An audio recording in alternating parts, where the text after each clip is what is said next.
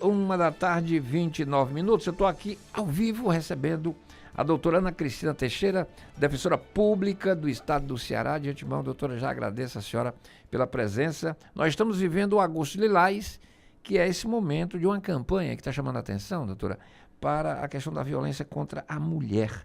O Ceará registrou 8.512 ocorrências enquadradas na Lei Maria da Penha entre janeiro e abril deste ano. Este número representa uma média de aproximadamente 70 denúncias por dia. Doutora Ana Cristina, obrigado por ter vindo ao programa. Tudo bem? Tudo bem, boa Esses tarde. números assustam, doutora? Esses números, eles assustam, mas ao mesmo tempo eles revelam que as mulheres estão buscando, né, mais ajuda, estão buscando seus direitos, estão buscando romper com a barreira, né, do silêncio e procurar fazer o registro das ocorrências e romper o ciclo da violência. Na realidade, esses números atualizados até junho dão conta de mais de 13 mil ocorrências, né? Mais de 100 por dia, de acordo com a Secretaria de Segurança Pública. Então, quanto mais conhecimento Isso as também mulheres pode têm, significar, desculpa interromper, que o sistema está ganhando mais credibilidade, que as mulheres estão confiando no sistema ao apresentar denúncias também. Estão confiando, né? Estão acreditando, né, que a rede de proteção pode ajudá-las a romper. Então, quando a mulher procura ajuda, há estudos que demonstram que quanto maior o acolhimento, menos a chance dela voltar para aquela relação abusiva, violenta, né? E até mesmo diminuir a gravidade da violência, diminuindo assim também os feminicídios. É porque o feminicídio é o último ato, né? É o último ato, E é quando a ele violência acontece, mais grave. Quando ele acontece, infelizmente, é porque o sistema falhou, né? Porque a ideia é não acontecer. Ou o sistema falhou, né, por falta de fiscalização das medidas protetivas, ou a mulher, por alguma circunstância, por medo, por vergonha, por constrangimento, por sentimento de culpa, não procurou ajuda. A gente tem que imaginar, perceber e compreender que o agressor não é um agressor desconhecido. É conhecido, é um companheiro, é um marido, é um namorado. Que envolve com a história de amor, uma etc. relação íntima, de afeto, Isso. afetividade, de parentesco. Então, não é fácil romper. Existe toda uma cobrança familiar, às vezes, existe a questão religiosa também por trás, né, que faz com que a mulher fique, perpetue aquela situação de violência, dificultando as denúncias, o rompimento desse ciclo, e aí acaba se sujeitando, se submetendo e acontecendo situações mais graves como o feminicídio. Doutora, eu estou aqui com a doutora Ana Cristina Teixeira, ela é defensora pública do Estado do Ceará. A senhora disse aí algo interessante. É terrível isso, né? As mulheres se sujeitarem, não é se sujeitarem, porque ela é vítima, ela não é culpada.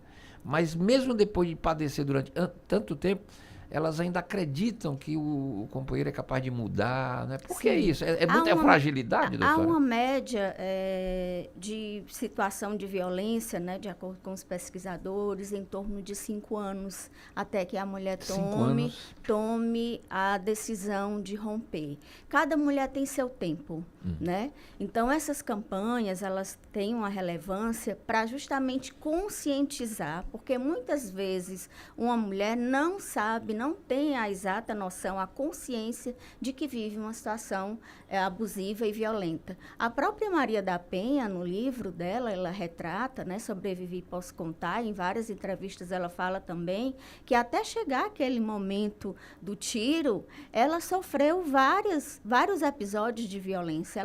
Ela narra lá no livro dela, por exemplo, que ela servia o jantar das crianças antes do marido chegar. Porque como ele era muito agressivo, ele não gostava de barulho, ele não gostava da sujeira que as crianças faziam. Então, isso são sinais, são indícios, são pequenas violências do cotidiano que vão acontecendo e elas vão acontecendo num ciclo, elas vão se agravando. Então, às vezes, leva um certo tempo para a mulher se perceber naquela condição de violência. A gente está vendo isso retratado agora na novela das 8. né, em que uma personagem ela sofre violência, mas ela esconde de todo mundo. Ela, como a maioria das vítimas, isso diz, é bem real, né? Bem real. Eu caí, eu me machuquei, não foi ele vai mudar. Então, é uma situação que a gente tem que compreender e acolher e não julgar. Porque cada mulher tem seu momento e tem seu tempo de romper o ciclo. Doutora Ana Cristina Teixeira, aqui, defensora pública ao vivo no Ponto de Vista. Doutora, eu queria que a senhora aproveitasse aqui, eu queria aproveitar a sua presença aqui no nosso grande público ao vivo, rádio, TV, YouTube, que a senhora explicasse quais são as medidas protetivas urgentes, quais as situações que podem ser solicitadas, como uma pessoa que, de repente, despertou por uma situação de violência, ela pode acessar, se necessariamente ela precisa de advogado, ou se ela não precisa de advogado para se apresentar ou pedir uma medida protetiva. A senhora poderia explicar para a gente? Pronto, pois não. Em caso de emergência, né, de violência está sendo cometida, é ligar para a polícia, né, para o 190.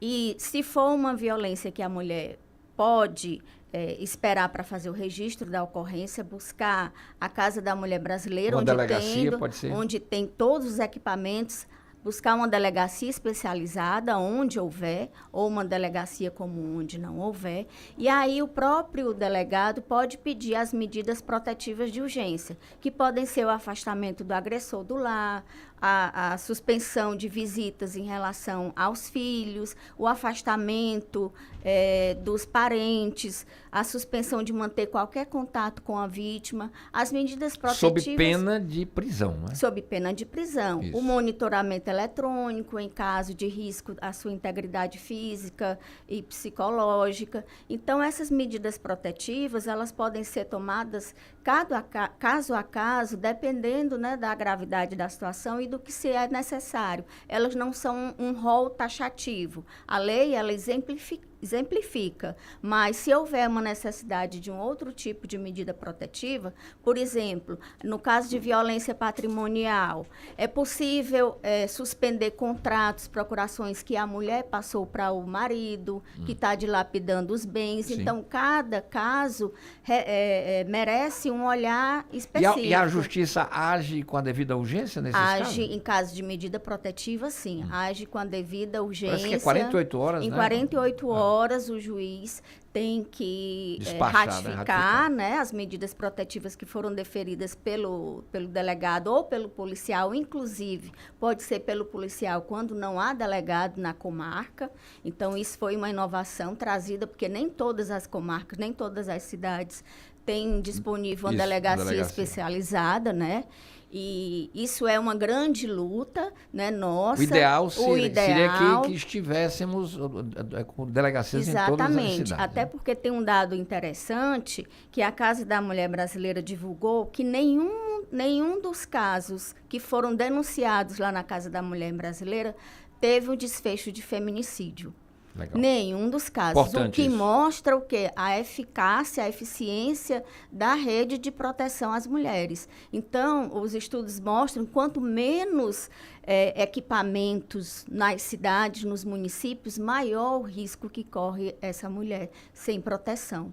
Agora, doutora Ana Cristina, a Defensoria faz parte dessa rede, não é? Faz, a Defensoria Pública faz parte dessa rede. Ela está Como é que funciona o atendimento lá da Defensoria? Ela está lá na Casa da Mulher Brasileira para atendimento presencial. Existe uma equipe multidisciplinar que faz o acolhimento.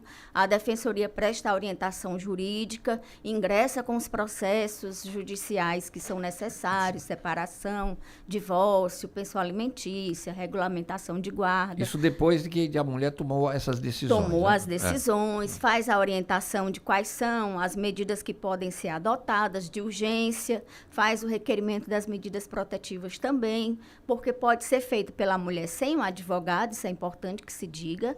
No pedido de medida protetiva, não necessariamente ela precisa estar acompanhado de advogado ou ou de defensor não precisa. público, não precisa, porque é uma medida de urgência. Tá. Mas a Defensoria Pública, ela procurando a Defensoria Pública, ela pode ser orientada, a Defensoria pode requerer essas medidas, pode orientar sobre as outras medidas judiciais a serem adotadas, acompanhar o procedimento, fazer o encaminhamento da rede de assistência social, assistência à saúde, por exemplo, né? Então, a mulher, ela é acompanhada em toda a sua complexidade, em todo o seu sentido macro. Até na Casa da Mulher Brasileira existem cursos de capacitação para que elas se empoderem, para que elas alcancem a autonomia e possam garantir a sua independência, sua vida digna, sua vida em segurança, longe do agressor. Porque muitas vezes o que faz com que uma mulher permaneça numa situação de violência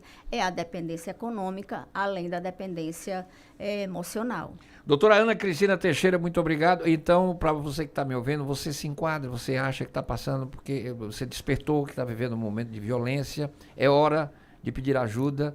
Então, você pode procurar a Casa da Mulher Brasileira, você pode ligar, se for o caso, para o 190, você pode procurar uma delegacia, não tem delegacia, procura o defensor público. Aqui em Fortaleza, a sede da Defensoria ou a Casa da Mulher Brasileira, não é isso, doutora? Isso mesmo. Pode ligar também para o 180 e as denúncias anônimas para o 181. 181? 181. 180 e 190.